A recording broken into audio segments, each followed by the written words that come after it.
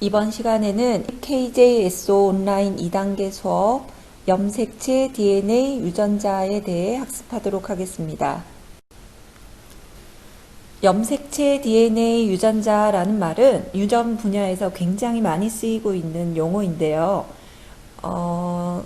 정확한 의미를 아는 것, 그리고 이들 사이의 위계 관계를 이해하고 어떤 역할을 하는지를 구별해서 이해하는 것은 매우 중요하겠습니다. 지금부터 하나씩 알아보도록 할게요.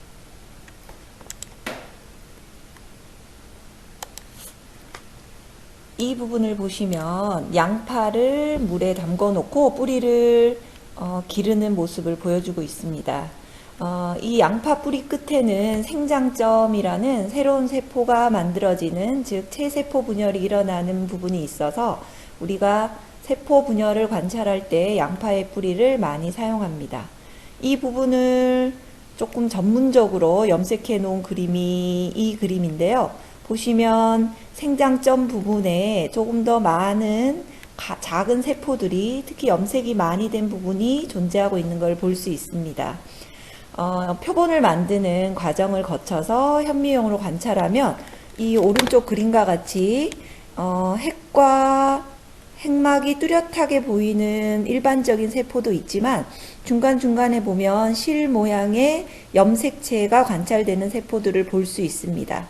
이것들을 조금 더 구별해서 보면 이것처럼 이제 막 염색체가 나타나고 있는 상태, 가운데 염색체들이 배열되어 있는 상태, 양쪽으로 이동하고 있는 상태, 그리고 다 이동한 염색체가 다시 흩어지고 있는 모습을 볼 수 있습니다.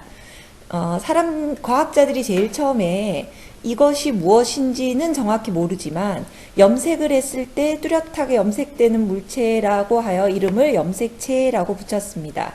그런데 이후에 유전학의 발전에 의해서 이 염색체가 무엇인지가 밝혀지게 되었습니다. 왼쪽에 보이는 이 전자현미경 사진이 바로 사람의 X 염색체와 Y 염색체를 전자현미경으로 관찰한 사진입니다. 실제로 이런 염색체들을 제대로 염색해서 확대해서 보면 오른쪽 그림과 같이 중간중간에 염색체 중간에 특정한 띠 모양이 관찰되는 것을 볼 수 있습니다. 염색체는 부모의 유전 정보를 담아 자손에게 전달하는 역할을 하는 것으로 분열 중인 세포에서 볼 수 있는 것입니다.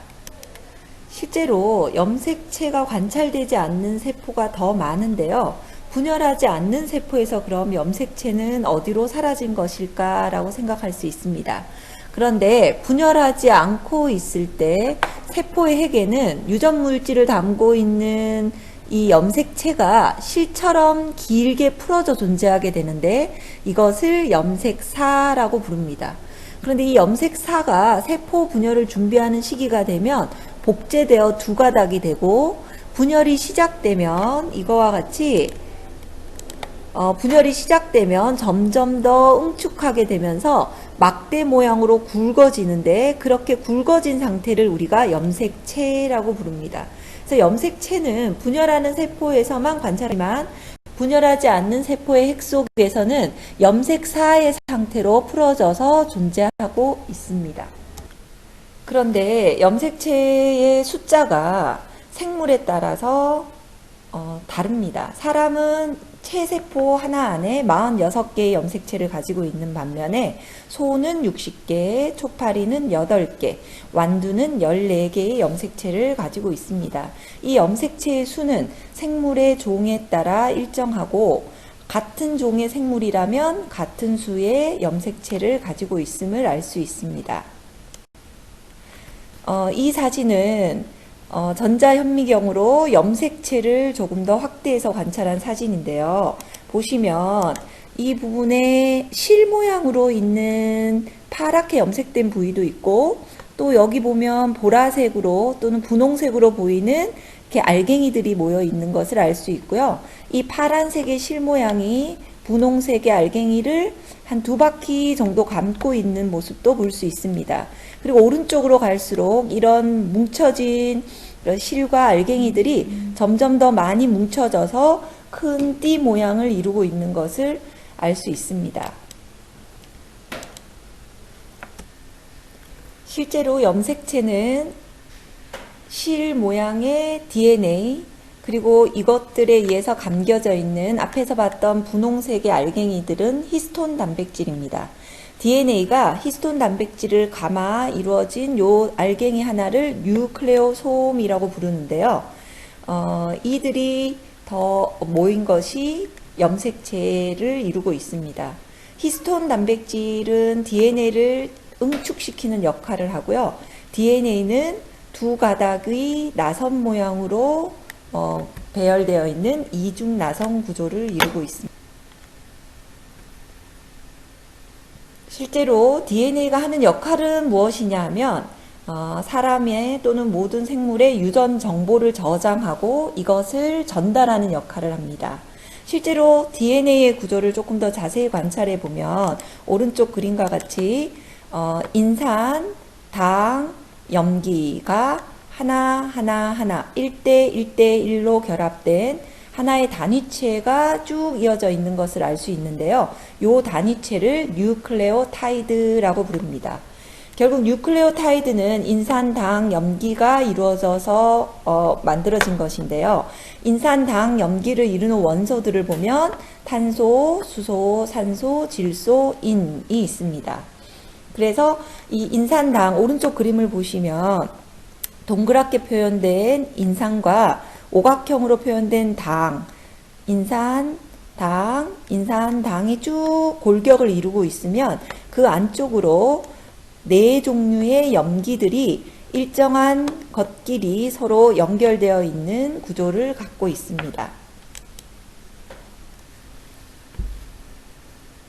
염기의 종류를 조금 자세히 살펴보면 네 종류의 염기가 DNA를 이루고 있습니다. A라고 표현된 염기는 아데닌이고요. T라고 표현된 염기는 티민 또는 타이민이라고 불리는 염기입니다. G라고 표현된 염기는 구아닌, C라고 표현된 염기는 사이토신입니다. 실제로 아데닌과 구아닌은 이렇게 두 개의 고리가 연결되어 이루어져 있고 티민과 사이토신은 하나의 고리로 이루어져 있습니다. 그래서 공간적으로 봤을 때 아데닌과 구아닌이 차지하는 공간이 더 크고요. 티민과 사이토신이 차지하는 공간이 조금 작습니다. 그래서 실제로 DNA에서 염기가 어떻게 결합되는지를 보면 티민과 아데닌이 두 군데에서 수소 결합을 형성하면서 서로 상보적으로 결합합니다. 즉 티민이 있는 곳에는 아데닌이 와서 이렇게 결합을 하게 되는 것이죠. 오른쪽을 보시면 반대로 사이토신은 구아닌과 3개의 3중 수소 결합을 형성하면서 서로 상보적으로 결합합니다. DNA가 이중 나선 구조를 이루고 있는데요. 한 가닥이 염기가 결정이 되면 그 염기에 상보적으로 결합하는 그 다음 염기가 결정되기 때문에 DNA 두 가닥은 서로 한 가닥이 가진 유전 정보가 다른 한 가닥의 염기로 그대로 반영되기 때문에 두 가닥 모두에서 일정하게 염기의 배열이 결정된다는 것을 알 수 있습니다. 자, 이것을 조금 더 자세히 살펴보면은 이처럼 아까 얘기했듯이 인산당이 쭉 골격을 이루고 있으면 그 당의 한 부분에 염기가 이어져 있는데요. 예를 들어 이 뉴클레오타이드 같은 경우는 티민이라는 염기가 붙어 있습니다. 그랬더니 이웃 가닥의 DNA에서는 아데닌이라는 염기를 가진 뉴클레오타이드랑 상보적으로 결합되어 있습니다.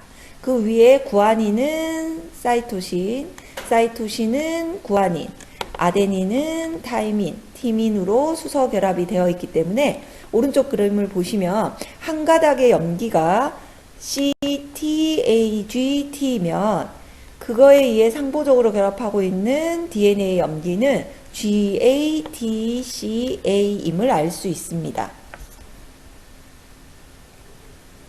실제로 DNA가 가진 유전 정보가 어떻게 우리의 몸의 형질을 결정하느냐를 살펴보면요. DNA는 RNA라는 또 다른 핵산으로 전사되고 이 RNA로부터 단백질이 합성이 됩니다. 그런데 여기 보시면 DNA는 여기 왼쪽 그림과 같이 이중 나성 구조를 이루고 있는 앞에서 우리가 공부한 내용들을 알 수 있는데요. 그 옆에 전사되고 난 RNA를 보면 DNA랑 비슷한 거는 같은데 어떤 면에서 차이가 날까 궁금하시죠? 그럼 RNA에 대해서 한번 알아봅시다. 자, 앞에서 학습했던 DNA와 비교해서 RNA에 대해서 조금 알아볼 텐데요. 먼저 보겠습니다. DNA는 네 종류의 염기, 앞에서 공부한 대로 아데닌, 구아닌, 사이토신, 티민으로 되어 있는데 반해서 RNA는 아데닌, 구아닌, 사이토신까지는 같은데요. 티민 대신에 유라실이라는 새로운 염기가 포함되어 있습니다. 구조를 보면 DNA는 두 가닥의 나성 구조로 이루어진 반면에 RNA는 한 가닥, 즉 단일 사슬로 이루어져 있습니다. 그 다음 DNA를 이루는 인산당 염기 중에 당은 요 오각형을 이루는 오탄당의 한 부분에 원래 있어야 되는 O라는 원소가 하나 빠진 디옥시리보스라는 걸로 되어 있는 반면에 RNA는 그대로 O를 가지고 있는 리보스입니다. 실제로 당의 이름을 붙였을 때 요 당의 이름이 리보스고요. 이 리보스에서 산소가 하나 빠졌다 해서 디옥시리보스라고 부릅니다. 실제로 DNA의 D자는 이 디옥시리보스의 D에서 온 거고요. RNA의 R자는 리보스에서 온 단어입니다. 실제로 DNA가 어디에 있냐고 보면요. DNA는 핵 속에 들어 있습니다. 물론 진핵세포에 한해서지만 우리 이제 진핵이라고 한정하고 우리가 학습을 하면 DNA는 핵 속에 아주 소중히 잘 간직되어 있습니다. 그런데 RNA는 핵에서 DNA로부터 전사된 다음에 세포질로 빠져나옵니다. 우리가 왜 DNA가 바로 세포질로 빠져나가지 않고 RNA 상태로 전사된 다음에 빠져나갈까에 대해서도 한번 생각해 봅시다. 결국 DNA가 하는 일은 우리에게 너무나 중요한 유전 정보를 저장하는 일입니다. 그런데 이 저장된 정보를 가지고 단백질을 합성해서 형질을 발현시키기 위해서는 얘가 가진 정보를 전달해주는 또 다른 핵산이 필요한데요. 그 역할을 하는 것이 바로 RNA입니다. RNA는 DNA가 가진 정보를 전사받아서 세포질로 나온 다음에 리보솜 등과 같은 세포질에 있는 다양한 물질들의 도움을 받아서 단백질 합성에 직접 관여하게 됩니다. 결국 DNA가 가진 정보는 RNA로 복사되어서 이 RNA가 세포질로 나와 단백질 합성에 이용되는 것이죠. 자, 그러면 DNA가 어떻게 염색체로 응축되는가를 단계적으로 한번 살펴보겠습니다. 실제로 우리가 전자현미경이 아니라 우리가 학교에서 관찰하는 광학현미경으로 보면 실제로 이렇게 염색되는 막대 모양의 염색체 정도밖에 관찰할 수가 없는데요. 얘들을 점점 확대해서 보면 가장 작은 단위가 바로 DNA겠죠. 이 DNA에 유전 정보가 저장되어 있고 이것이 히스톤 단백질을 감싸면서 뉴클레오솜이라는 것을 이루어서 이것들이 점점 응축된 것이 염색사라고 부르는 것들을 거쳐서 분열할 때 가장 두껍게 응축된 상태가 염색체입니다. 우리가 수업 처음 시작할 때 염색체 DNA 유전자가 어떻게 다른가에 대해서 알아보자고 했었는데요. 이 시점에서 DNA와 염색체의 관계를 말할 수 있겠죠. 염색체는 DNA로 이루어져 있고 물론 DNA 외에 DNA가 잘 응축되도록 하는 히스톤 단백질도 포함되어 있지만 결국 염색체를 이루는 유전 정보를 저장하고 있는 물질이 DNA인 것입니다.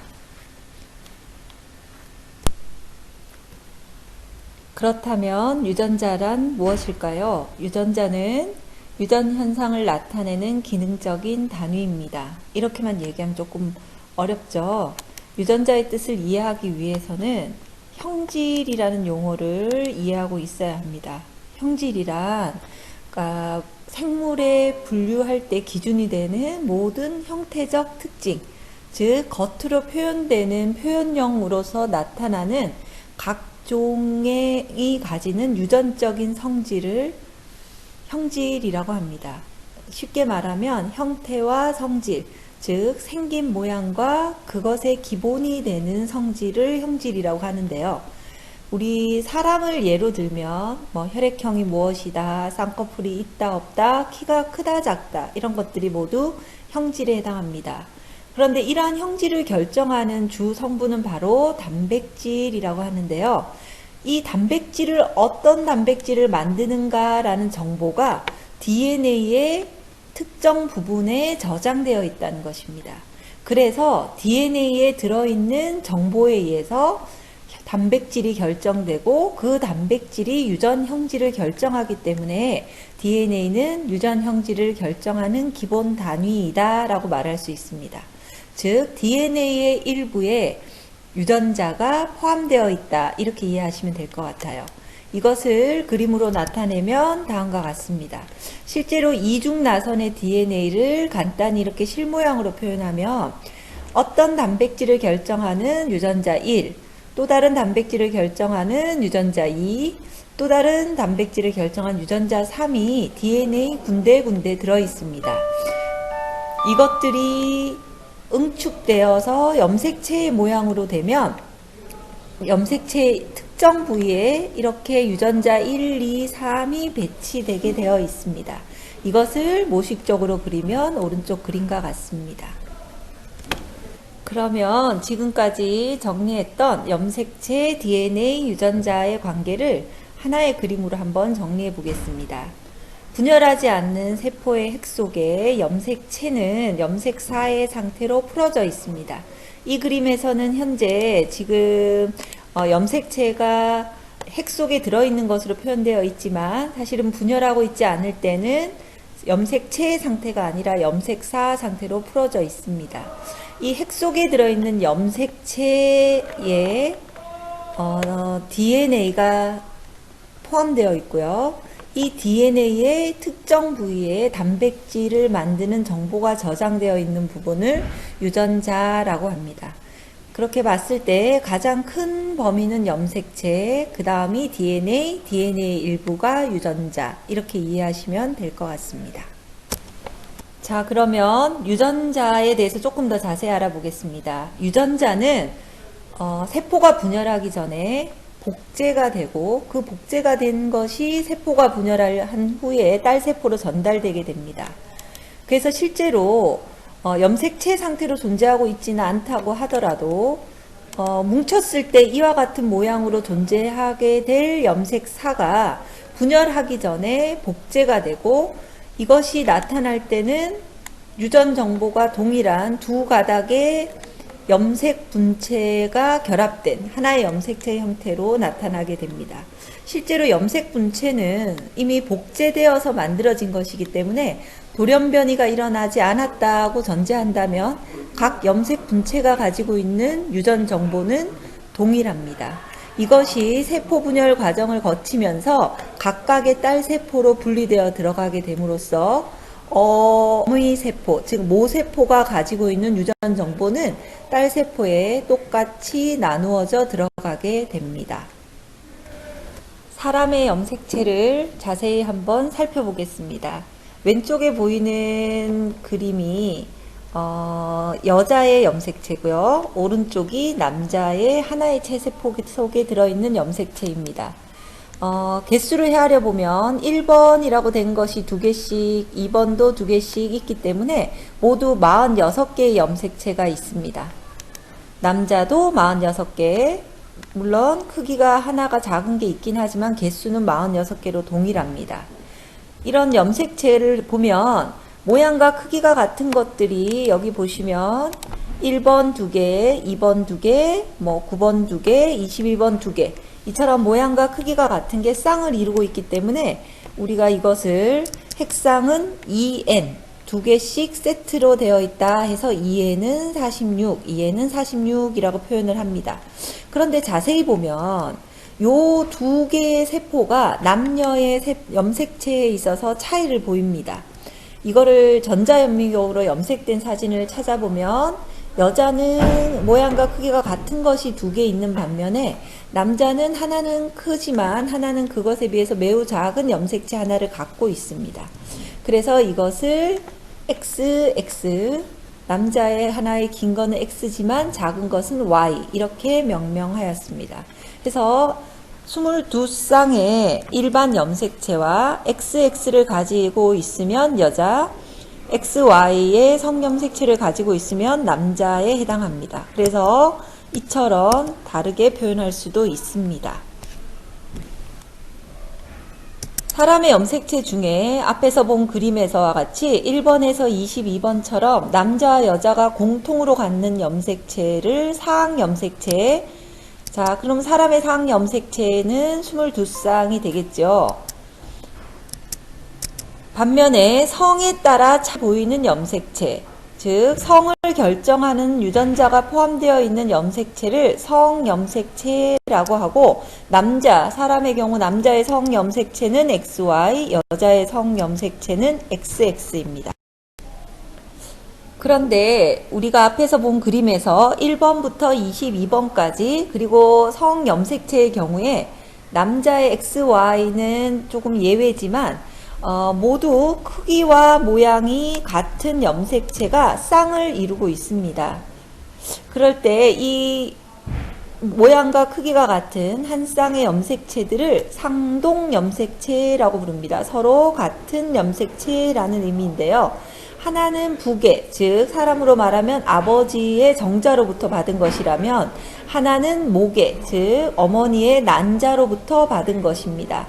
그래서 유성생식을 하는 생물 대부분에서, 즉 2n의 핵상을 가지고 있는 생물들은 모두 상동염색체가 쌍을 이루고 있습니다.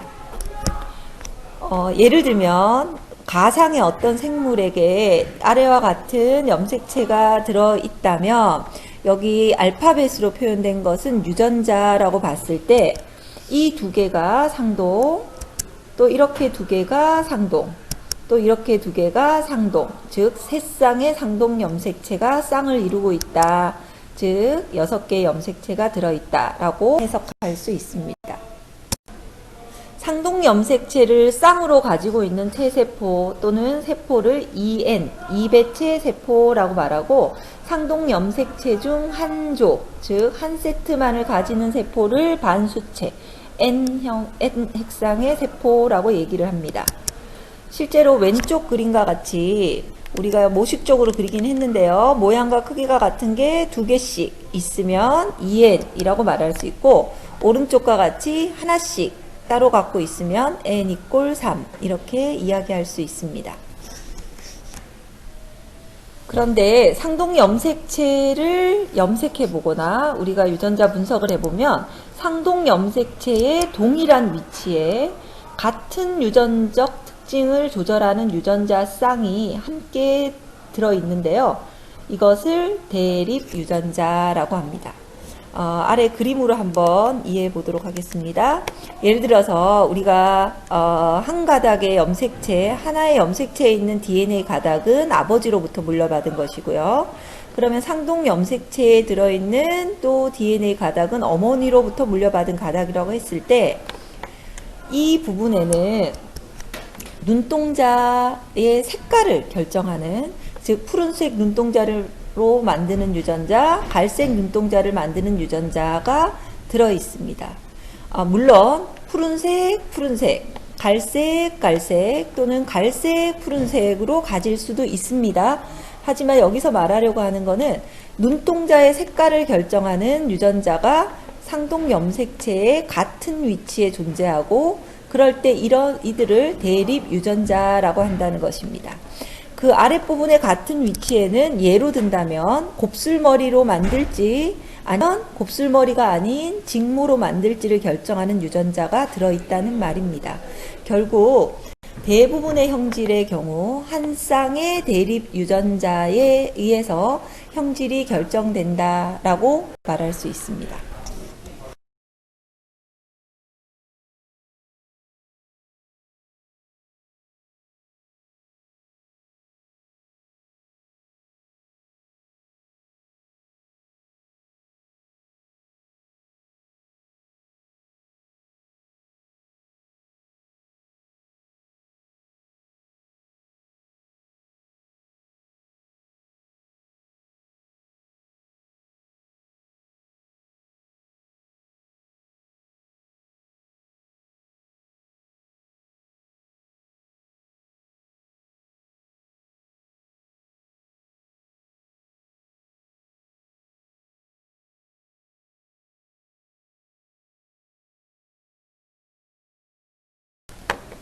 이것을 조금 자세히 보면 지금 두 쌍의 상동 염색체를 예시적으로 나타내었습니다. 왼쪽을 보시면 라지 A라는 유전자가 존재하는 대립 유전자 자리에 스몰 a를 가지고 있습니다. 또 다른 형질을 결정하는 라지 B를 가진 유전자의 대립 유전자 자리에 또 라지 B를 가지고 있습니다.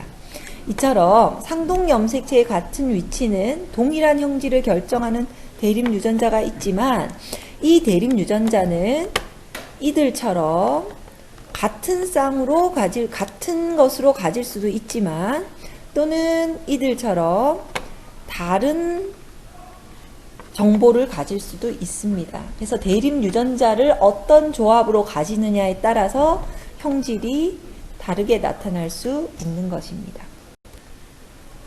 우리가 하나의 세포에 존재하는 염색체의 형태나 크기 등을 핵형이라고 합니다.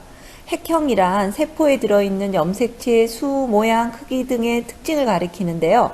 생물의 종마다 핵형이 다르며 같은 종의 같은 성별은 동일한 핵형을 가지겠죠. 이것을 분석하는 것을 가리켜 핵형 분석이라고 합니다. 핵형은 보통 태아의 성별이나 염색체 이상을 알아보려고 할 때 많이 이용하는데요. 아래 그림들을 보시면 오른쪽 그림은 현미경으로 염색체를 관찰한 것이고요. 이것을 핵형 분석해 놓은 컴퓨터 사진이 가운데에 있습니다.